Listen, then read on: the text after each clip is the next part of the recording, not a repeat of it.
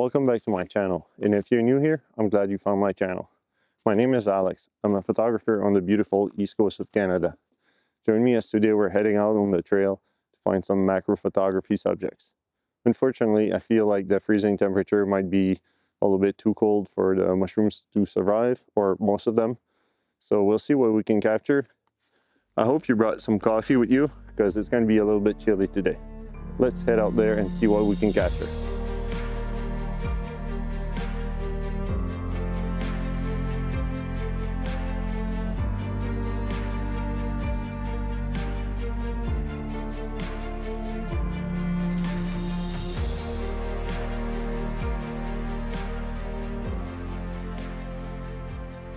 Well, I think this is going to be a first subject today. In my area, we call it either ground frost or hog frost. Drop in the comments below what you call it in your area. I'll try to get the best composition I can before the sun melts the subject, because unfortunately, and in a good way I guess, the sun is coming out over the horizon. So let's see what we can capture. I'll set up my camera and introduce you to my shot after. The second I put my camera bag on the ground, I had a flashback from last week's mishap. Unfortunately, while I was out filming the video last week for YouTube, I brought back 2 ticks home, and one of them was attached to me right here where my bracelets usually live. But for a little while, I probably won't be wearing bracelets. If there is a lot of ticks in the area you live and you spend a lot of time in the forest or just doing landscaping work or just love being outdoors, you might want to get yourself a little tick tool removal kit. There's different versions, and this one is the one I just happen to have. You simply slide it over the tick, pull and twist, remove, and that way you remove the tick, also the little fangs or whatever they're called. If you're a tick expert, please drop in the comments below the whole anatomy of ticks. It's a friendly reminder that unless it's really cold outside, you need to use your bug spray and tick spray, because unless you want to be bitten by a tick or insects, just spray it on. After a few minutes of trying to find the right composition, I think I found it. I'll put the camera on a tripod now and I'll start setting up my lights. I was a little skeptic about finding a nice composition with this little cluster of frost here, but right now I'm working on my second composition, and I think there's a few good options out here. This must be one of the easiest setups I've shown you on my channel so far. One light, one diffuser. I'm blocking out the sun that's coming out from up there, and I'd like to introduce some cooler colors to accentuate the ice and the cooler effect or feel of the general photo, which I'm going to be changing a little bit in post. I might be bringing it a little bit cooler, the white balance. So this light is set up at 6,000 Kelvins for color temperature, and I'm adjusting my background first and then I'm adding the light. But in this situation here where ice is highly reflective, I want to have a dome diffuser on the light or some way of diffusing the light just so it's not too harsh and doesn't create too many hot spots. And by hot spots, what I mean is clipping on the white, so you're losing the information of the image, while clipping the blacks would be losing information in the darker parts of the image. So you would be getting pure black, so no variance in tone, and clipping the whites would be pure white, no variance. It is a creative choice to use sparingly.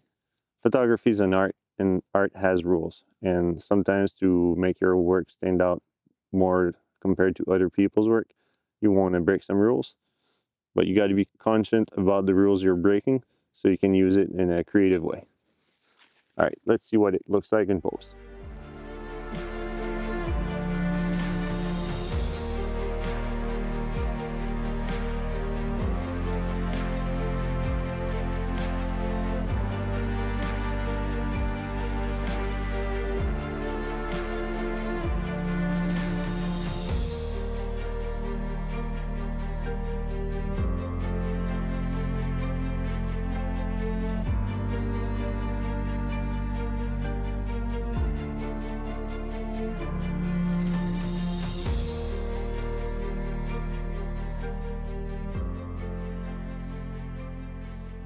You see it? It's hiding. This might just be my last mushroom of the season. Let's get set up and see what we can capture.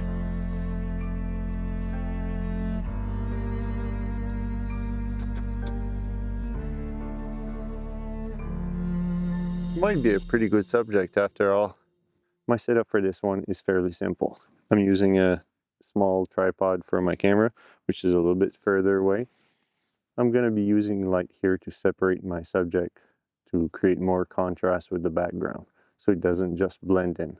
And I feel it might be a good idea to illustrate why I use artificial light in my photos. In most cases, I use artificial lighting to complement my subject or make it pop out of the background as much as I can.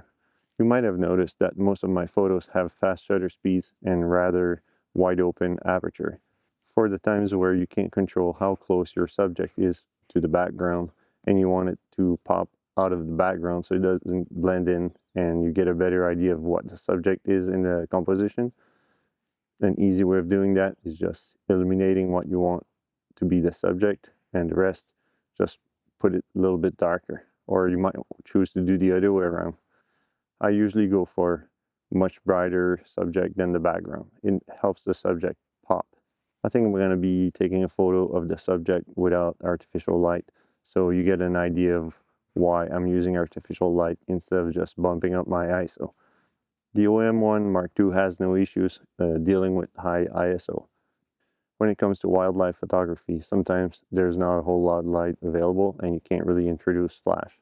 So you just bump up the ISO. And for that, the OM1 is phenomenal. In Lightroom and in Photoshop, I just bring the noise to a spot where I like. But a lot of people misunderstand noise and high ISO. Not necessarily because you're shooting an high ISO, you're going to get a lot of noise. It's all about exposure. ISO doesn't have to be super low to capture great images. It's all about the final result you want to capture. When it comes to large prints, people think about 16 by 20, but when I'm thinking about large prints, it's not in inches, usually it's in feet. I might be printing a photo that's 3 by 4 or a whole mural. In some cases, I just need the lowest noise possible so I can provide large prints for my clients. Let's see what this photo looks like in post. I'll introduce a photo with natural lighting as well as artificial lighting.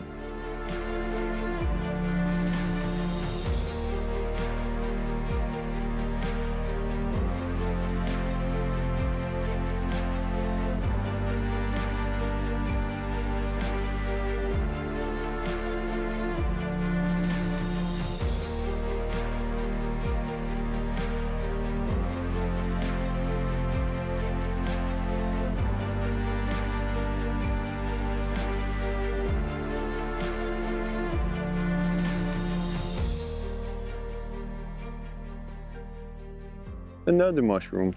I didn't expect to see that many mushrooms today. All right, let's see what we can capture. In this composition here, we're going to take full advantage of this tree's decomposition. There's a hole in the stump and it connects to right here behind the mushroom. So I'm going to be shining some light in there. So that's going to give just a little highlight in the back of the mushroom. Here I have a small rig LED cube with a snoot on, and it's just highlighting the underside of the mushroom. And when it comes to the other LED panel, I have a dome diffuser on it, set at 6,000 Kelvins. This one here is set roughly at 5,000 Kelvin, while this light here is roughly about 6,000 Kelvins. I'll try a few different composition as well as lighting. Let me know in the comments below which one you prefer.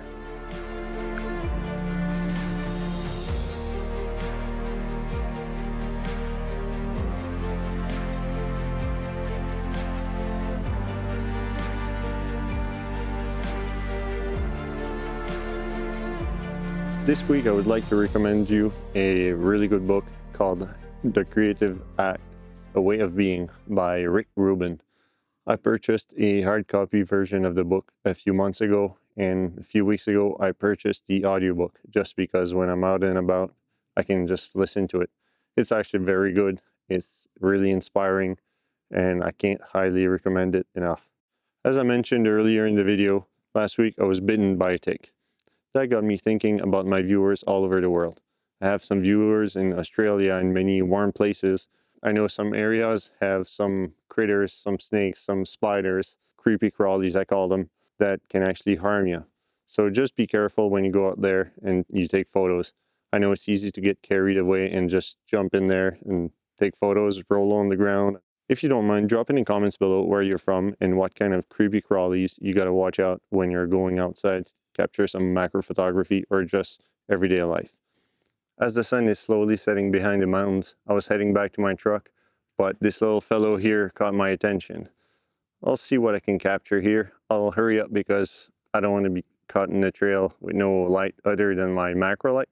I guess I could probably find my way back to the truck with them, but I'd rather not. So I'll set up and then I'll get back to you. Here's my setup for this little mushroom here. I have a LED panel up here coming down with light at 3200 kelvins.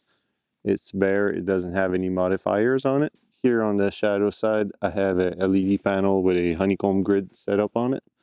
And the light is set at 6000 Kelvin, so it's cooler, just to emphasize that this is the shadow and the sun is coming in from this side. And in reality, the sun would actually be coming out from this side. And the third light for the setup is this LED cube. I have a snoot on it. It's set at max brightness. And I'm just illuminating the underside of the cap of the mushroom right here, just to bring it out a little bit because I was losing some details because of the lack of light. I'm going to play with the light color temperature a little bit in the intensity. As far as light placement, it won't change, but I'll try a few different versions. So I'll put those on screen right now and drop in the comments below which one you prefer.